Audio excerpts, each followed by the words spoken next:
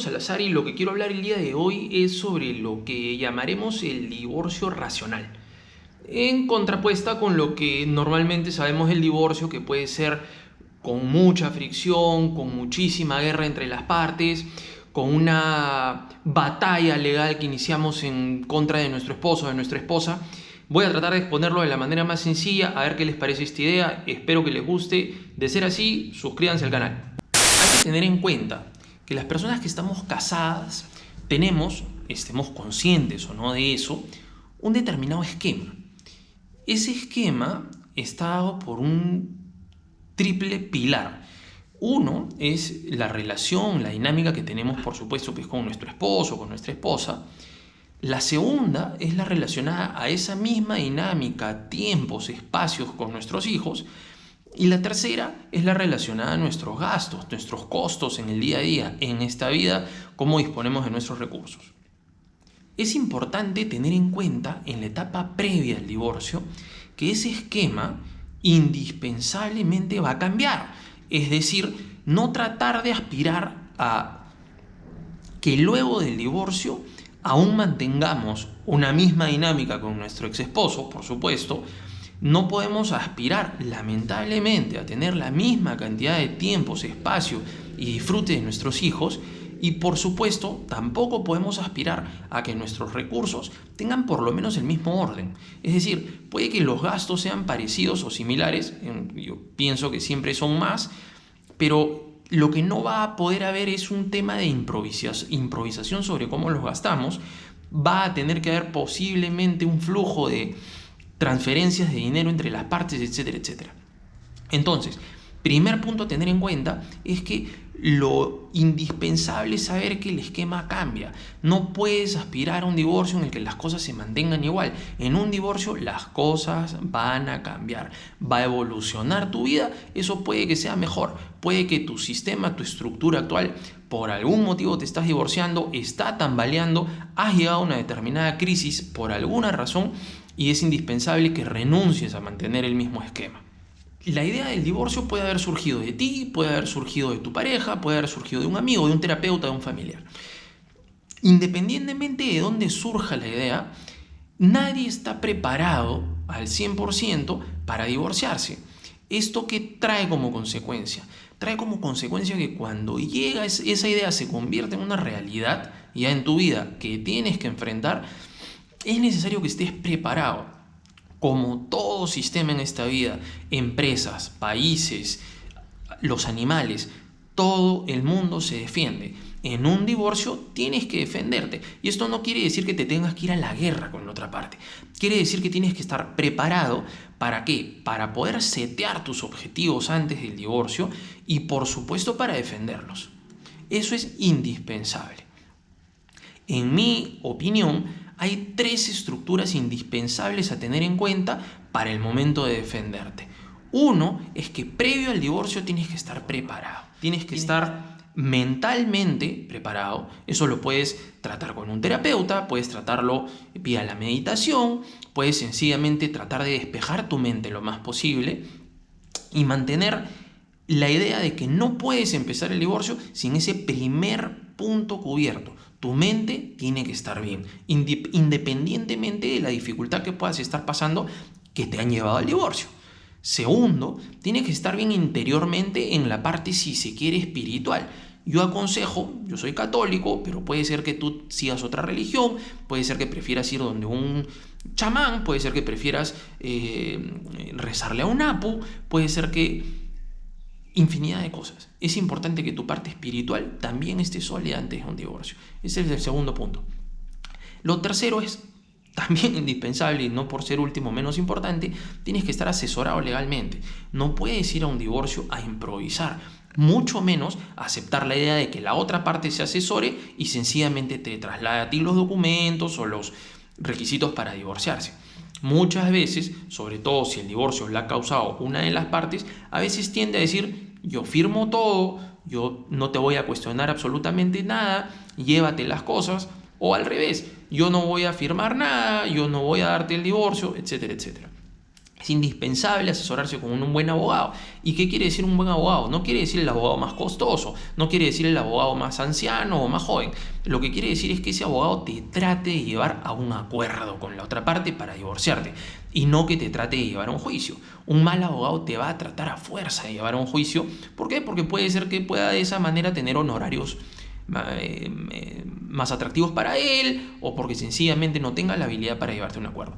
Un buen abogado lo primero que te va a plantear es tratar de descartar toda posibilidad de llegar a un acuerdo con la otra parte con la que te vas a divorciar.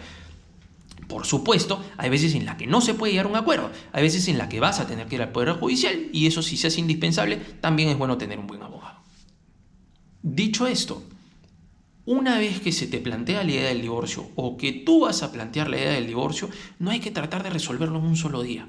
Lo importante es tener una etapa en la que las partes puedan plantearse primero una pausa para poder tratar de sacar del camino en la medida de lo posible, quizás no siempre se puede, toda la parte de la rencilla, toda la parte difícil de la pelea que a veces ha surgido antes de un divorcio, puede que no lo haya, pero muchas veces lo hay.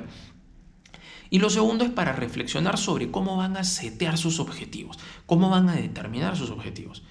Yo lo que les recomiendo a mis clientes es que se sienten a tomar un café en un lugar que no sea la casa donde han estado viviendo, en un lugar neutral. Además ayuda a veces que haya mucha gente alrededor para evitar las peleas y los conflictos. Y en esa reunión no tratar de llegar a el detalle de afinar todos los acuerdos, sino solamente poner una serie de reglas de juego que van a servir para después poder hacer el acuerdo. ¿Cuáles son esas reglas de juego? 1. Tratemos ambos de conseguir un abogado que no nos lleve a un juicio. Tratemos ambos de aspirar a tener un acuerdo, por más que tengamos un problema. Así haya habido adulterio o algo por el estilo, a veces es mejor tener un acuerdo. Eso no necesariamente significa que te estás amistando con la persona ni que le estás perdonando aquellas cosas. Por ejemplo, hay mujeres a las que el hombre les levantó la mano, las golpeó, etcétera, etcétera. Tienen que denunciarlo y llegar hasta las últimas instancias. No necesariamente quiere decir eso que el divorcio lo tienes que hacer judicial. Es posible que independientemente de las denuncias para que pague, por ejemplo, un esposo abusivo, el divorcio te convenga por la cuestión de tiempo, de recursos y de necesidades, incluso hacerlo vía un acuerdo. Un acuerdo no quiere decir necesariamente estar amistado con la otra persona. Entonces, trata de con esa persona, si es que existe la posibilidad, si es que no te ha faltado al respeto de una manera que sea pues impostergable la pelea, trata de establecer reglas del juego, que sea una negociación con un abogado que no los trate de llevar a un juicio, que sea una negociación en la que ninguno trate de sorprender al otro, que sea de buena fe. Y tercero, en las que ambos se comprometan a reflexionar en un tema que es indispensable, que es que ninguna de las dos partes puede tratar de llegar a un acuerdo al que se colmen el 100% de sus expectativas. Es decir, yo tengo que caminar hacia un acuerdo bajo la premisa de que parte de esas no se van a cumplir. Si no, no sería un acuerdo, si no sería una imposición por una de las dos partes. Y eso difícilmente se va a dar. Siempre ambas partes van a tratar de que sus expectativas se vean cumplidas. Dicho esto, no quiere decir que van a llegar 50-50 en sus expectativas. Nunca va a ser así. Una de las partes va a ceder un poco más. No necesariamente es la que causó el divorcio, no necesariamente es la que ha propuesto el divorcio. Es sencillamente que una de las dos partes no va a ver tan colmadas las necesidades como el otro o sus expectativas, y eso no necesariamente quiere decir que eso es un mal acuerdo. Un acuerdo, entonces, lo que tienen que hacer es luego dejar en manos del abogado, de los abogados de las dos partes, el detalle del acuerdo. No es conveniente que personas que no sean abogados, y así lo sea, si te estás divorciando y eres una de las partes, no es conveniente que seas tú quien negocie con la otra persona los acuerdos. ¿Por qué? Porque hay una fricción y no la va a dejar de haber si se están divorciando. Así sea. Cuando sí tenemos que ir al Poder Judicial de manera indispensable, es cuando entre las partes no logran y agotaron todas las posibilidades de llegar a un acuerdo. El Poder Judicial va a ser, al final del día, quien resuelva temas que no debería de resolver un tercero, que no sean, por ejemplo, los papás. Va a resolver cuáles son los alimentos que van a recibir los hijos, y con alimentos me refiero al gasto que se va a hacer para su educación, para la comida, para su vivienda, su vestimenta, etcétera, etcétera. Nunca van a conocer igual que tú, que tu esposo, que tu esposa, a tus hijos. Va a ser el mismo juez el que va a decidir cuál es el régimen de visitas. Puede que eso no sea lo más adecuado. Por medio va a haber un estudio por parte del Poder Judicial, de psicólogos del Poder Judicial, sobre ti, sobre tu esposo, sobre tu esposa, sobre tus hijos. Va a haber una visita social a las casas para determinar todos los aspectos relacionados a tus hijos. Por eso es, salvo que sea indispensable, es preferible hacer un divorcio de mutuo acuerdo, en una notaría, en una municipalidad. En el Poder Judicial además te vas a demorar por lo menos 3 años. Te vas a demorar por lo menos 3 años en tener una sentencia. Ese mismo juez va a decidir a dónde van tus cosas, cómo se divide el patrimonio. Si la casa la pagó más uno, más otro, de repente no le va a interesar al juez.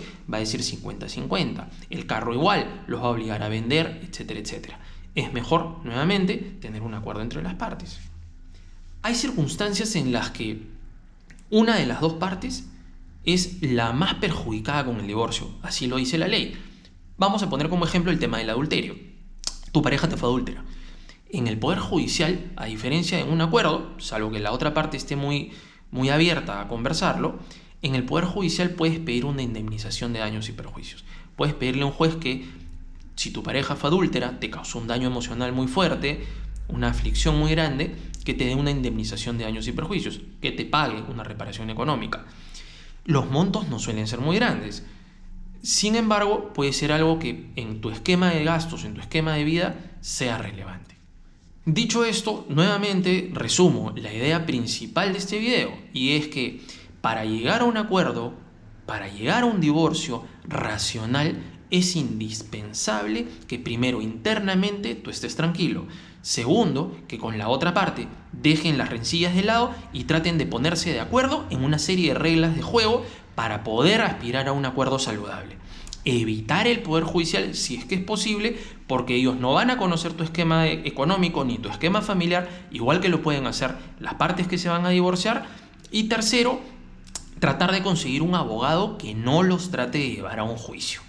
En un divorcio de mutuo acuerdo lo puedes hacer en una municipalidad, que es baratísimo, puedes hacerlo en la notaría, que es un poco más caro, a veces es un poco más rápido dependiendo de tu municipalidad, y el esquema de divorcio se puede dar en 3-4 meses. En el Poder Judicial son 3 o 4 años. Si tienes alguna pregunta sobre el tema del divorcio, sobre los temas que estaba hablando, que quieres que los amplíe, por favor, dale clic a suscribir, adhiérete a mi canal y avísame de cualquier consulta que tengas. Ahí también está mi correo electrónico. Espero que esta información les haya sido muy útil. Gracias.